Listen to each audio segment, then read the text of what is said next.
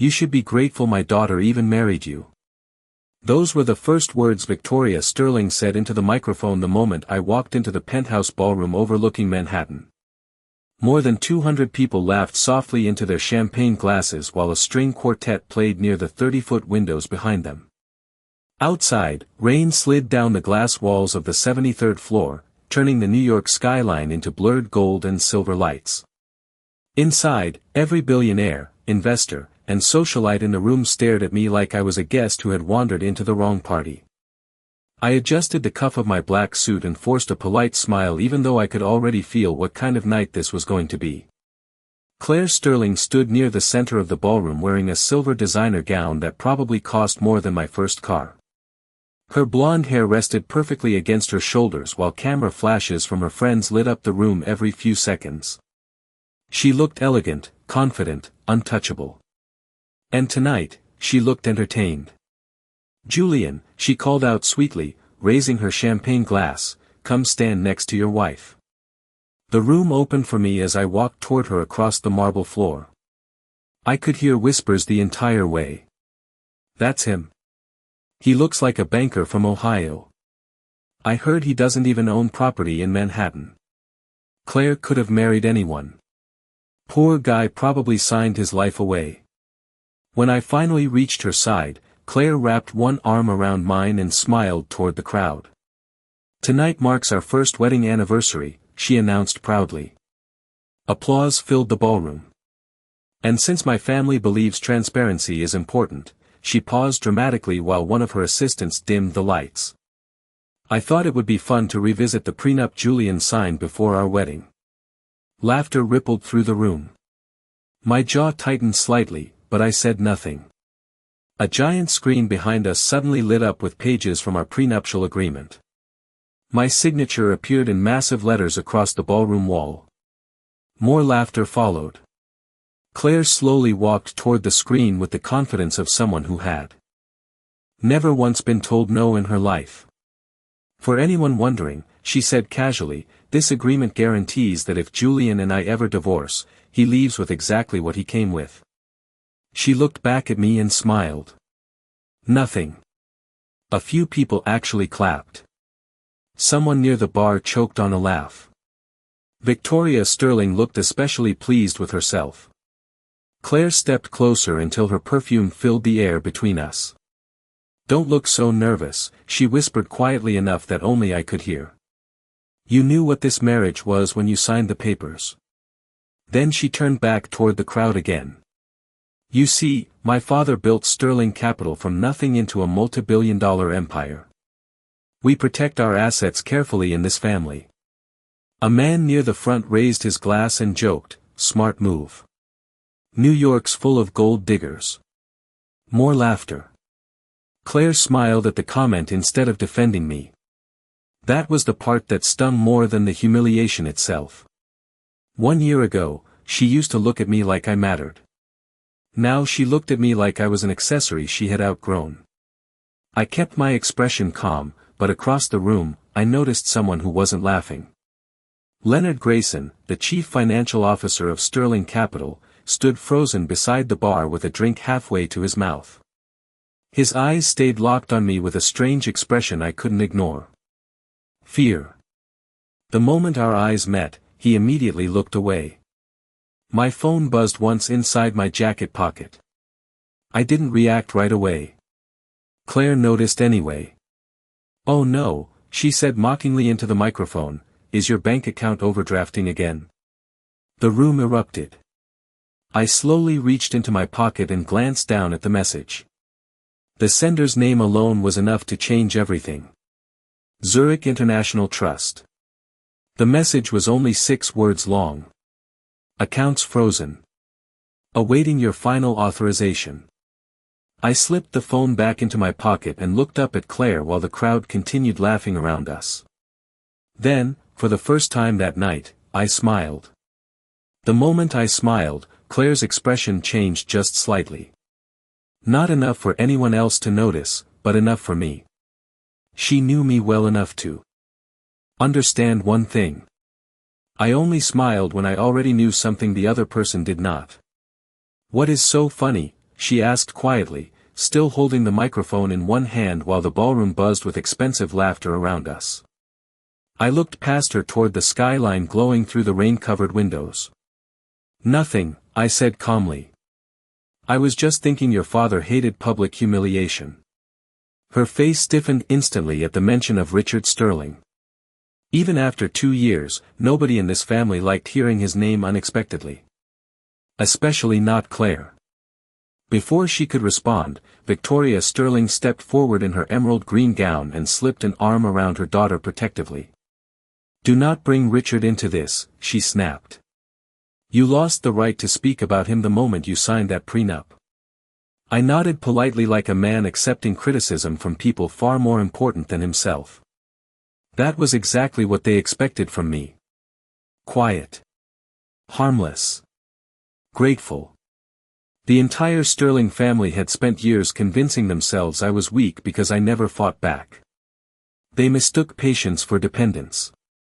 Silence for insecurity. Claire recovered quickly and forced another elegant smile toward the crowd. "Anyway," she continued brightly, "enough legal talk tonight. Let us celebrate something happier." The music resumed softly, but the atmosphere had shifted. People still smiled, but now they kept glancing at me out of the corners of their eyes. Maybe it was because I had not reacted the way they expected. Maybe it was because Leonard Grayson still looked like he had seen a ghost. Claire handed her empty champagne glass to a server and leaned closer to me again. "You are embarrassing yourself," she whispered through her smile. "Everyone is waiting for you to storm out dramatically." "Sorry to disappoint them," I replied. Her eyes narrowed slightly. Then my phone buzzed again. This time the vibration lasted longer. Claire noticed immediately. "Seriously?" she said louder now. "Who keeps calling you during our anniversary party?" I pulled the phone out slowly.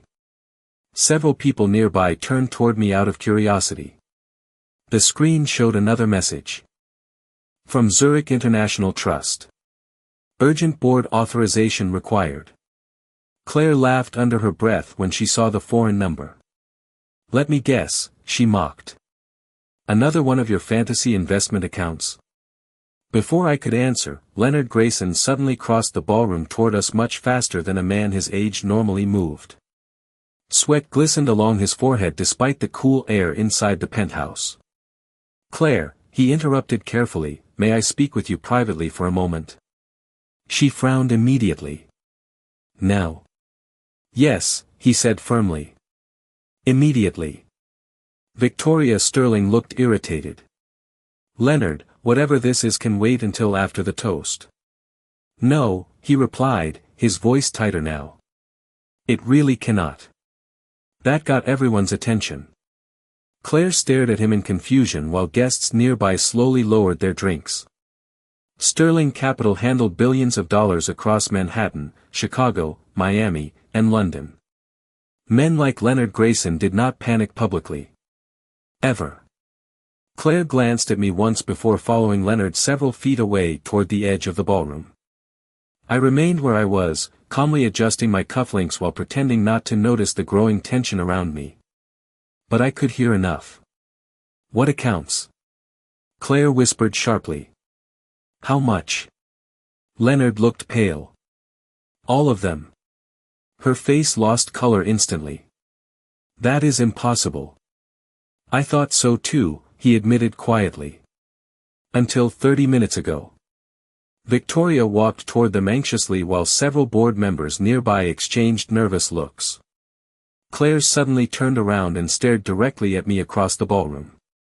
For the first time all night, she did not look amused. She looked uncertain. I gave her a polite smile. Nothing arrogant. Nothing dramatic. Just calm. That seemed to disturb her even more. Then the elevator doors at the far end of the penthouse opened. 3 men stepped out wearing dark tailored coats despite the storm outside. The oldest carried a silver leather document case with the gold crest of Zurich International Trust embossed across the front. The moment Leonard saw them, he stopped breathing for half a second. One of the guests whispered nervously, "Why would Swiss bankers be here?" Another guest answered quietly, "They only show up when something catastrophic happens." Claire looked between them and me, suddenly unable to hide the fear growing behind her eyes. Then the oldest man from Zurich looked directly at me and said the one sentence that silenced the entire ballroom. "Mr. Cross," he said respectfully, "we require your authorization before midnight." You could hear the rain hitting the glass walls of the penthouse after that sentence. Nobody moved. Nobody even lifted a champagne glass. Every person in that ballroom was staring at me like they had suddenly realized they had been listening to the wrong story all night. Claire looked completely frozen beside her mother. "Authorization for what?" she finally asked, her voice noticeably weaker now. The older Swiss banker kept his attention on me. "Mr. Cross," he said calmly, "the Sterling Family Trust entered emergency restriction status at 8:42 this evening. All outgoing transfers, equity releases, and investment movements are temporarily suspended pending your review." Several guests exchanged confused looks immediately. One man near the piano whispered, "Did he just say Sterling Family Trust?" Another answered quietly, "That trust controls half the real estate south of Central Park." Claire blinked twice like her brain was struggling to catch up. "No," she said sharply. "There has to be some mistake." The Swiss banker finally turned toward her politely. "Mrs. Cross, there is no mistake." Victoria Sterling stepped forward with visible irritation. "Excuse me," she snapped, "my daughter owns the Sterling inheritance." "Beneficiary," the banker corrected gently. "Not controller." The room went silent again. Leonard Grayson lowered his head like he already knew where this conversation was heading and wanted no part of it. Claire looked back at me slowly. "Julian," she said carefully, "what is happening?" I studied her face for a moment before answering. "Exactly what your father planned." Victoria immediately exploded. "Do not you dare pretend Richard trusted you more than his own family." I did not respond right away. Instead, I reached for a glass of water from a passing tray and took a slow sip while every eye in the ballroom stayed locked on me. The power had shifted so quietly that most people had not even realized it yet. 10 minutes ago I was entertainment. Now nobody knew whether they should fear me or apologize to me. Claire stepped closer, lowering her voice. "Julian, tell me this is some kind of misunderstanding." There was something different in her eyes now. The arrogance was still there, but fear had started bleeding through it. Real fear. Not fear of losing money. Fear of realizing she never actually understood the man she married. I looked toward the giant screen still displaying our prenup agreement above the ballroom. "Funny thing about contracts," I said quietly. "Most people only read the pages protecting themselves." Claire followed my gaze toward the screen. Her breathing slowed slightly. "What did my father do?" Before I could answer, one of the younger bankers opened the silver document case and removed a thick sealed envelope marked with the Sterling family crest. Even from several feet away, I recognized Richard Sterling's handwriting across the front immediately. "In the event of my death, deliver only in the presence of Julian Cross." Claire stared at the envelope like it was physically hurting her to look at it. "That letter was never mentioned in probate court," she whispered. Leonard finally spoke up, though he sounded exhausted now. "Because Richard ordered it sealed under international trust authority." Victoria turned toward him furiously. "And you knew about this?" "I knew something existed," Leonard admitted carefully. "But Richard never told me who controlled it." The Swiss banker extended the envelope toward me with both hands. "Mr. Cross," he said respectfully, "your father-in-law instructed us to deliver this to you only if the integrity of the Sterling family was compromised." Claire's face went pale. "What does that mean?" I looked directly into her eyes as the storm rumbled outside over Manhattan. "It means your father expected this night would happen someday." Claire stared at me like she was seeing a completely different man standing in front of her. The music had stopped. Entirely now. Even the waiters near the back of the ballroom were frozen in place holding silver trays they no longer knew where to carry. Outside the penthouse windows, lightning flashed across the Manhattan skyline, briefly illuminating the room in cold white light.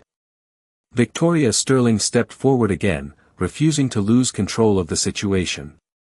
"This is ridiculous," she snapped. "Richard would never put someone like him in charge of this family." I slowly turned toward her. "Someone like me?" Her jaw tightened immediately. She realized too late how dangerous those words sounded now. But Victoria Sterling had spent too many years speaking from power to suddenly become careful overnight. "You were never part of this world," she said coldly. "You came from nothing." "Mother," Claire whispered nervously, but Victoria ignored her. "My husband built Sterling Capital with discipline and intelligence," she continued. "Not emotion. Not sentiment. He would never hand authority to an outsider." The older Swiss banker adjusted his glasses calmly. "Mrs. Sterling," he said politely, "Richard Sterling personally revised the trust structure 11 months before his death." Claire looked stunned. 11 months, she repeated quietly. That timeline hit her instantly because 11 months before Richard Sterling died was exactly when he started inviting me to his private office every Friday afternoon. At the time, Claire thought her father was simply tolerating me for her sake. The truth was much more complicated. I could still remember the smell of old leather and bourbon inside Richard Sterling's office overlooking Fifth Avenue. The old man rarely smiled. Rarely complimented anyone. But during our final meeting together, he asked me one question I never forgot. "What is the fastest way to destroy a rich family?" I had answered honestly. "Convince them money makes them untouchable." Richard Sterling stared at me for nearly 10 seconds after that before quietly saying, "Good. You understand the disease." Back in the present, Claire looked at me carefully. "Those meetings," she said slowly. "What were you and my father actually discussing?" I did not answer immediately. Instead, I looked toward the sealed envelope still resting in the banker's hands. Claire followed my gaze. Her breathing had become shallow now. She looked less like a wealthy socialite and more like a daughter realizing her father had left behind secrets she was never trusted with. Leonard Grayson finally cleared his throat nervously. "Claire," he said carefully, "there is something else you should know." Victoria shot him an angry look. "Leonard, enough." But he continued anyway. Richard Sterling amended the inheritance structure so that no direct beneficiary could access the core trust independently. Claire frowned. "What does that mean?" Leonard hesitated before answering. "It means your spending accounts, your properties, your investment distributions, they all require secondary authorization." Claire blinked slowly. "From who?" Nobody answered because everyone already knew. The silence itself became the answer. Claire turned toward me again, and this time I saw genuine panic beginning to form behind her eyes. "Julian," she whispered, "tell me this is not real." I looked at her calmly while thunder rolled across the city outside. "You spent the last year treating me like a guest in your life," I said quietly. "But your father never considered me a guest." Victoria suddenly laughed bitterly. "This is manipulation. Richard was sick near the end. Somebody clearly influenced him." The Swiss banker shook his head immediately. "Every amendment was reviewed by 3 international legal firms and signed under psychiatric competency certification." Victoria fell silent. That answer destroyed her last defense. Claire slowly lowered herself into one of the velvet chairs near the ballroom windows, staring blankly at the city lights below. I had never seen her look small before tonight. Then she looked up at me again and asked the one question nobody else in the room had the courage to ask. "How long have you known?" I held her gaze for several quiet seconds before answering. "Since the night before our wedding." The silence after my answer felt heavier than the storm outside. Claire sat motionless near the ballroom windows, staring at me like every memory from the last 2 years had suddenly become suspicious. Since before the wedding, she repeated softly, almost to herself. You knew all of this before we got married? Yes, I answered calmly. Victoria Sterling looked horrified. Then why would you sign that prenup? She demanded. I glanced toward the giant screen still displaying the agreement above the ballroom. Because your family needed to believe I had no power. That sentence hit harder than any insult thrown earlier that night. Several guests immediately looked uncomfortable, like they were beginning to realize they had spent the evening mocking the wrong person. Claire slowly stood from the velvet chair. No, she whispered, shaking her head. That does not make sense. If you controlled the trust, why let everyone treat you like this? I studied her carefully before answering.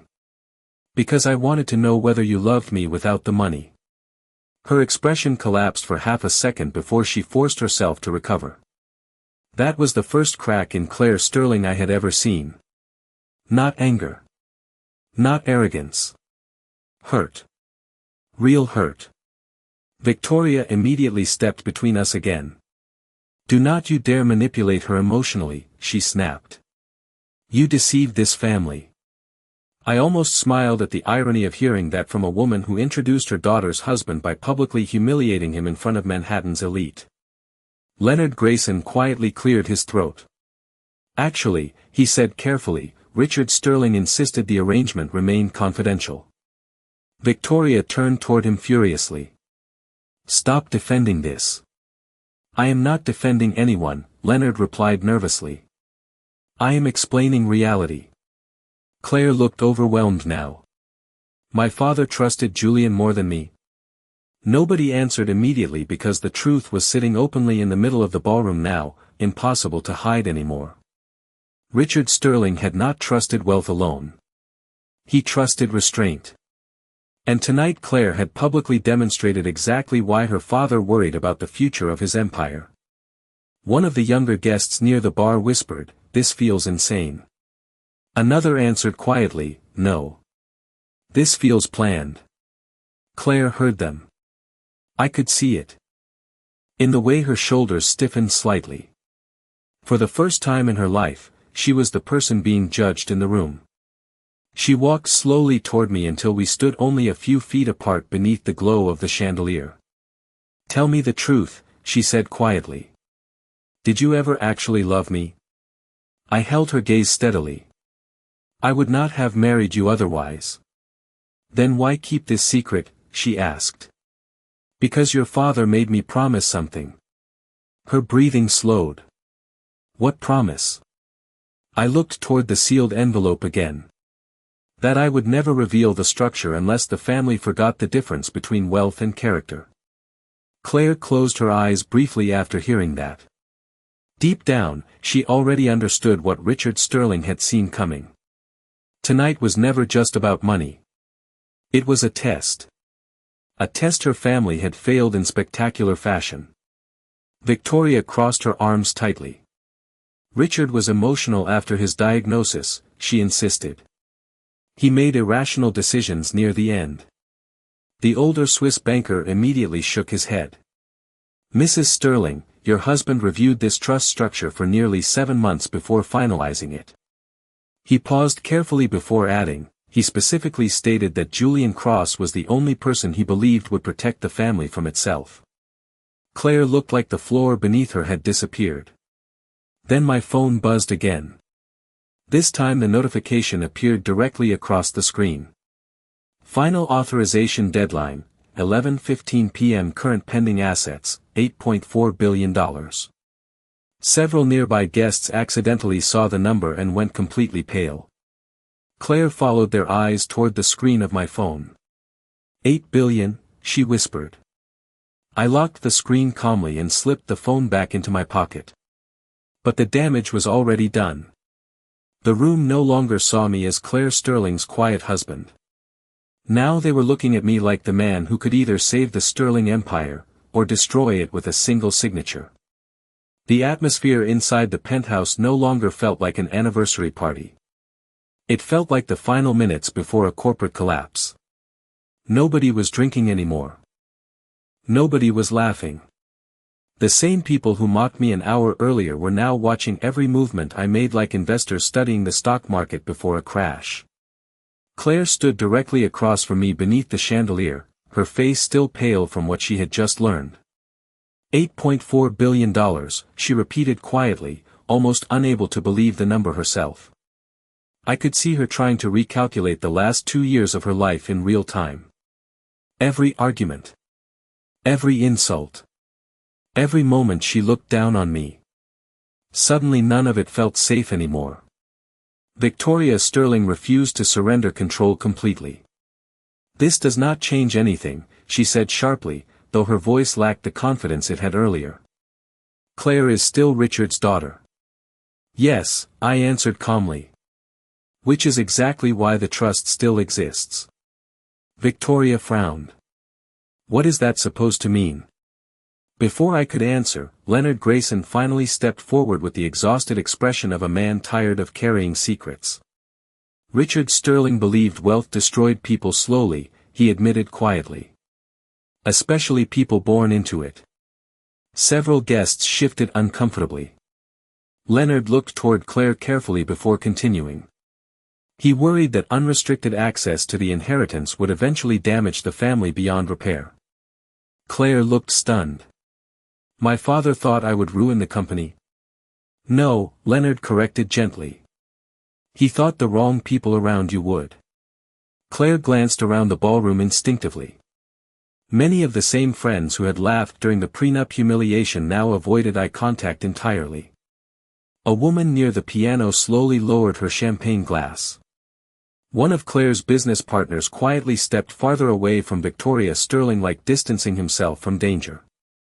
The shift was happening everywhere now. Power had moved rooms without anyone noticing the exact moment it happened. Claire looked back at me carefully. "So what happens now?" she asked. "That depends." "On what?" I held her gaze steadily. "On whether the Sterling family still deserves saving." The room went silent again after that sentence. Even Victoria looked shocked. "You are threatening us?" she demanded. "No," I replied calmly. "Your family threatened itself tonight. I just stopped pretending not to notice."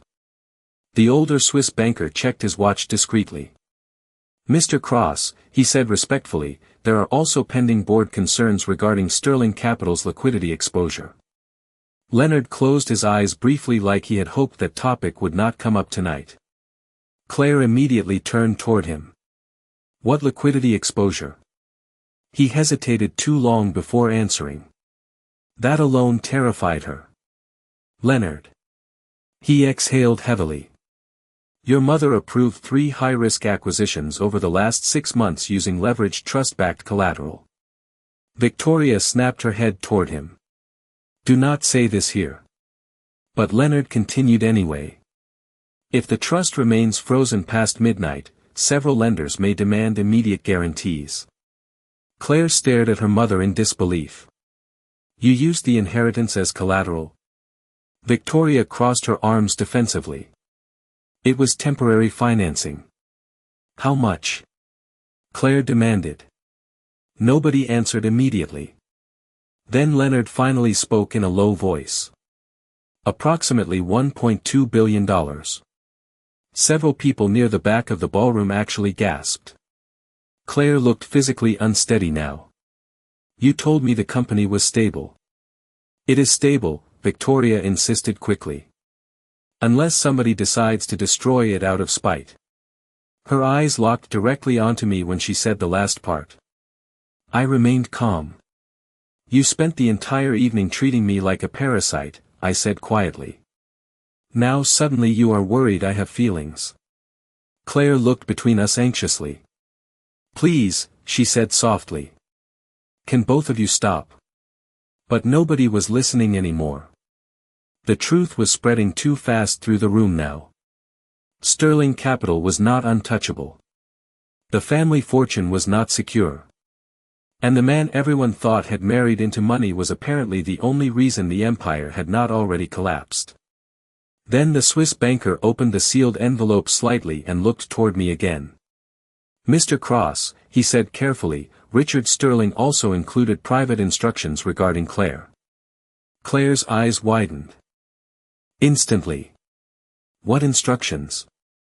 The banker looked directly at me before answering. He stated the contents could only be revealed if you chose to proceed with full authorization. Claire looked at the sealed envelope like it contained the answer to every question she suddenly wished she had asked years ago. The storm outside had grown louder now, thunder rolling across Manhattan while rain streaked against the massive glass walls of the penthouse. Nobody in the ballroom dared leave. They were too invested now. This was no longer gossip between wealthy people at a luxury anniversary party. This was the slow public unraveling of one of New York's most powerful families. What private instructions? Claire asked again, her voice tighter this time. The Swiss banker remained calm and professional. Richard Sterling specified that the contents regarding you could only be disclosed after authorization from Mr. Cross. Victoria Sterling stepped forward immediately. This is absurd, she snapped. My daughter does not need permission from her husband to access her own father's instructions. Legally, the banker replied carefully, the trust structure says otherwise. That sentence hit the room like a sudden drop in temperature. Claire closed her eyes briefly as if she physically needed a second to steady herself. I could see the conflict inside her now. Pride fighting fear. Anger fighting uncertainty. She had spent her entire life believing the Sterling name guaranteed control.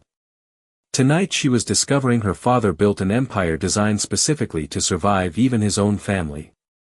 Leonard Grayson quietly approached me holding a tablet filled with financial reports. Julian, he said carefully, if the freeze continues through Asian market opening, Sterling Capital could trigger international panic. Several nearby investors immediately stiffened after hearing that. Nobody wanted their name attached to a collapsing billion-dollar trust. I looked down at the reports briefly before handing the tablet back. And yet somehow the company survived long enough for tonight's party, I said calmly. Leonard lowered his voice. Barely. Claire heard that. Her eyes widened. Slightly. How bad is it? Leonard hesitated. Worse than your mother admitted. Victoria instantly turned defensive. I was protecting the family. No, Leonard replied quietly. You were gambling. That word landed hard. Claire looked at her mother in disbelief. You leveraged trust assets without telling me. Victoria folded her arms tightly. Every major corporation takes risks. $1.2 billion is not a risk, Leonard interrupted. It is desperation. The ballroom fell silent again. I watched Claire carefully as reality finally began settling over her completely. The luxury penthouse. The private jets. The charity galas. The designer gowns. All of it suddenly looked fragile now. Built on pressure instead of stability. Claire slowly turned back toward me. You knew, she whispered. You knew the company was struggling. I answered honestly. Your father warned me years ago that the family would eventually confuse wealth with invincibility. Victoria scoffed bitterly. Richard always dramatized everything. No, I said quietly. He prepared for everything. The Swiss banker carefully removed a second document from the silver case. There is another matter requiring immediate attention. Claire looked exhausted already. What now? The banker glanced at me first before speaking. Richard Sterling established a conditional transfer clause tied directly to the continuation of your marriage. Claire froze completely. Even Victoria looked stunned for the first time all night. What kind of clause? Claire asked slowly. The banker opened the document carefully.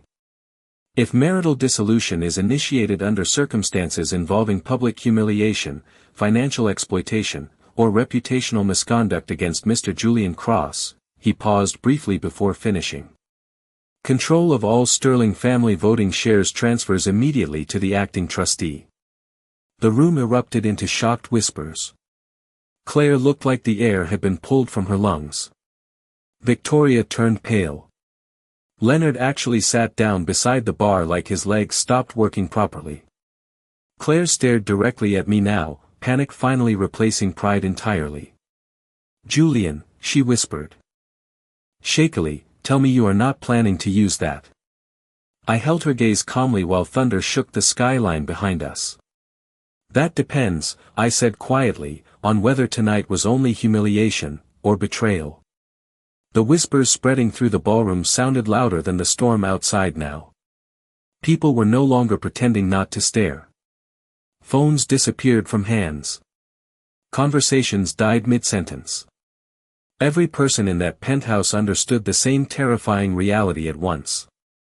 Claire Sterling had publicly humiliated the one man who apparently controlled the future of her entire family empire. Claire stood completely still beneath the chandelier, her eyes locked on me as if she could no longer recognize the person standing in front of her. "You would never do that to me," she said quietly, but there was no confidence left in her voice anymore. It sounded more like hope than certainty. I looked at her calmly. "Do what?" "Take everything." "I never wanted everything," I answered honestly. "I only wanted honesty." That hurt her more than the legal documents ever could. I saw it immediately in her face. Claire lowered her eyes for the first time all night. Not out of shame exactly. Out of realization. Realization that tonight was not collapsing because of money alone. It was collapsing because she had spent years treating love like a negotiation. Victoria Sterling refused to back down. "This is emotional blackmail," she snapped. "Richard would never support this kind of manipulation." The older Swiss banker slowly turned toward her. "Mrs. Sterling, Richard Sterling personally drafted the clause after witnessing repeated concerns regarding public disrespect toward Mr. Cross." Victoria froze. "What concerns?" The banker hesitated carefully before answering. "He believed Julian was being underestimated intentionally." Claire looked stunned again. "My father noticed that?" I almost smiled at the question. Richard Sterling noticed everything. He simply rarely spoke until he already knew the answer. Leonard Grayson stepped closer nervously.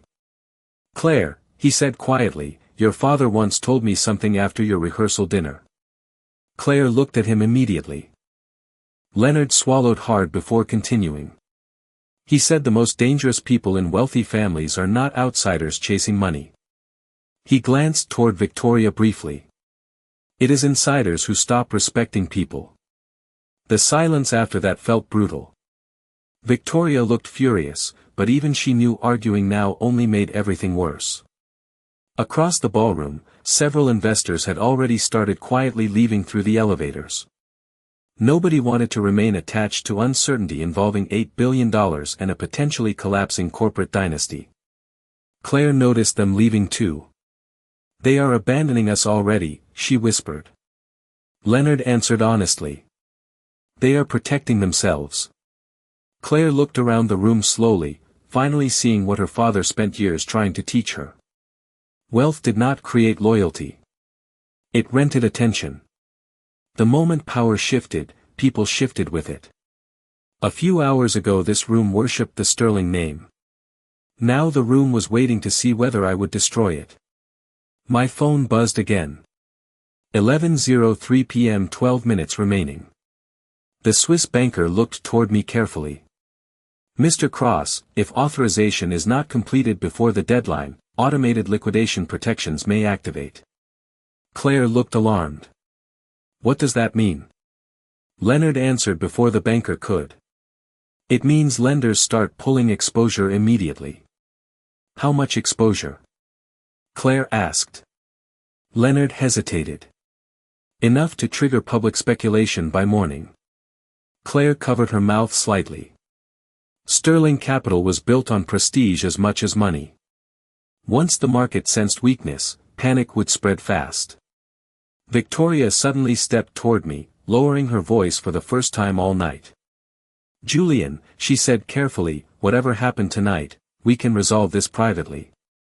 I almost laughed at how quickly humiliation turned into diplomacy when money became involved.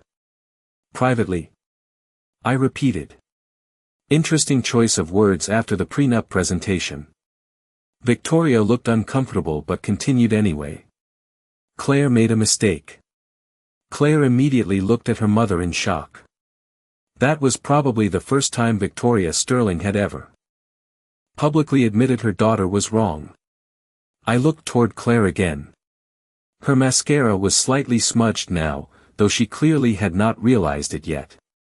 The perfect image she worked so hard to maintain all evening was finally cracking under pressure. "Julian," she said softly, "did you ever plan to tell me the truth?" I answered honestly again. "I planned to tell you the moment I believed you loved me more than the Sterling name." Claire looked like she had been hit by something invisible. Then the Swiss banker carefully opened the sealed envelope completely and removed a folded handwritten letter. "Mr. Cross," he said respectfully, "Richard Sterling requested this be read aloud only if you believed Claire was finally ready to hear it."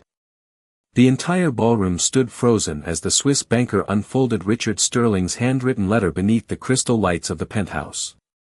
Outside, rain continued pouring across Manhattan while thunder echoed between the skyscrapers.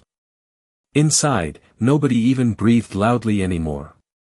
Claire stared at the letter with trembling eyes, and for the first time since I met her, she looked less like a Sterling and more like a daughter terrified of what her father truly thought of her. The banker adjusted his glasses and began reading. "If this letter is being opened," he said calmly, "then my family has finally mistaken privilege for character." The room went completely silent. "Claire," the banker continued, reading Richard Sterling's words aloud, "if you are hearing this, then you have likely hurt the one man I trusted most to protect you from yourself." Claire lowered her eyes instantly. Victoria Sterling looked furious, but even she could not interrupt now. Richard Sterling's voice still controlled the room despite being gone for 2 years. "Money creates an illusion," the letter continued. "It convinces people they are important when they are merely expensive. Julian understood this long before any of us did." Several guests looked visibly uncomfortable hearing those words while standing inside a $70 million penthouse surrounded by luxury they suddenly no longer knew how to defend. The banker kept reading.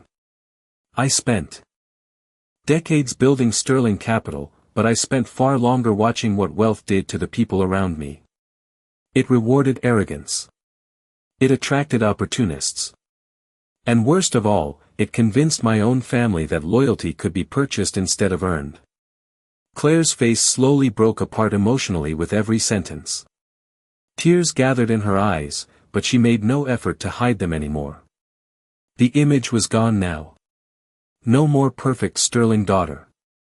No more untouchable socialite. Just a woman realizing her father understood her flaws better than she understood herself. The banker continued reading carefully. "Julian never asked me for money. Never once asked for power. In fact, he refused every advantage I offered him unless he believed he earned it. That is why I trusted him with everything." Victoria finally snapped. "Richard was manipulated," she said bitterly. "This is insane." But Leonard Grayson shook his head immediately. "No," he said quietly. "Richard knew exactly what he was doing." The banker unfolded the final page slowly. "And Claire," he read softly, "if Julian still stands beside you after this night, then you married a better person than any member of this family deserved." Claire finally broke completely after hearing that. She covered her mouth as tears rolled down her face while the ballroom remained silent around her. Nobody mocked her now. Nobody whispered. The power games had ended. What remained was something far heavier than money. Regret. I stood quietly for several seconds before finally walking toward her. Claire looked up at me with shattered eyes. "I am sorry," she whispered. "Not polished. Not strategic. Real." For the first time all night, it sounded real. I looked at her for a long moment before answering. "I know." The Swiss banker checked his watch again. "Mr. Cross," he said respectfully, authorization deadline in 3 minutes. Every eye in the ballroom turned toward me again. $8.4 billion. The future of sterling capital. The entire empire waited on a single decision. Claire's voice trembled softly. What are you going to do? I looked around the penthouse one final time. The luxury. The fear. The silence. The same room that laughed at me less than 2 hours earlier now waited for my mercy. Then I looked back at Claire. Your father built this company to survive greed, I said quietly. Not become it. I reached for the authorization tablet from the Swiss banker and signed my name across the screen. Relief spread across the ballroom instantly. Leonard nearly collapsed into a chair from exhaustion. Several investors exhaled loudly. Phones began buzzing across the room as frozen accounts reopened around the world. But I was no longer paying attention to the money. Claire stepped closer carefully. Does this mean you forgive me? She asked softly. I looked at the Manhattan skyline beyond the rain-covered windows before answering. Forgiveness takes longer than signatures. Then I walked past the ballroom, past the chandeliers, past the people who once laughed at me, and toward the elevator alone while the Sterling family stood behind me in complete silence. Because in the end, the most powerful thing Richard Sterling ever left me was not his fortune. It was the chance to prove I was never controlled by it. Thank you for listening to this story. If you enjoyed this video, please like, subscribe, and follow for more dramatic stories like this.